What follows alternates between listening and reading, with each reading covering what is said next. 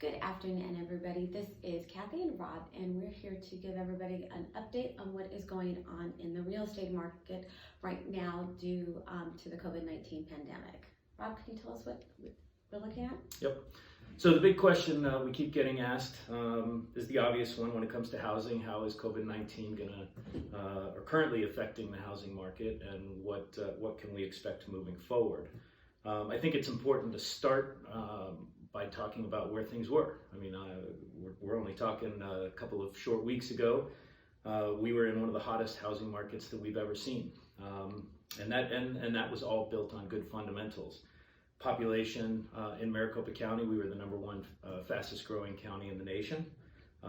Job growth in Phoenix was #3 overall in the nation. Home appreciation, actually, Case-Shiller just came out with their report that we were #1 in home appreciation leading into just a few short weeks ago. So everything was rolling right along.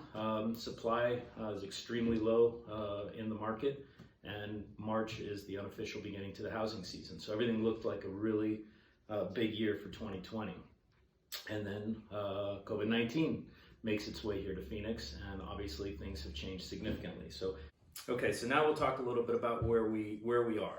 Obviously things have changed a lot in the last couple of weeks. The governor has put a stay-in-place order for all non-essential services. There's a lot of fear out there in the marketplace right now, and in essence we've seen a freeze in the market. While there's always going to be houses that have sold, we've definitely seen demand almost fall off a cliff, at least for the short term. Supply is still very low. That hasn't changed. It's come up a little bit, but we're still 30% below last year and 40% below where we really need to be in a balanced market. So really we're looking at a freeze in demand. As far as what to expect moving forward, it's really going to depend on how long this COVID-19 crisis lasts here in the Phoenix area. If we can keep this relatively short, get back to business within a couple of months, the fundamentals of the market are still there. There's still a very low supply. The builders have underbuilt for the last several years. Population growing at 100,000 people per year here in the Phoenix area. We're still undersupplied.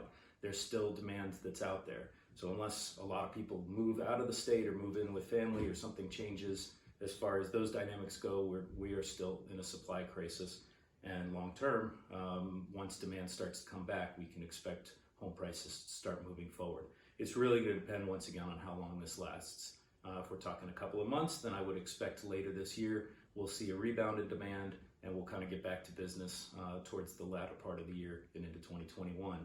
If this crisis goes too long, then obviously jobs can be affected, and who knows what kind of effect that would have on the overall economy. But I'm optimistic that a combination of the fact that we did our social distancing fairly quickly, we've got rising temperatures, we're not quite as dense as some of the other cities.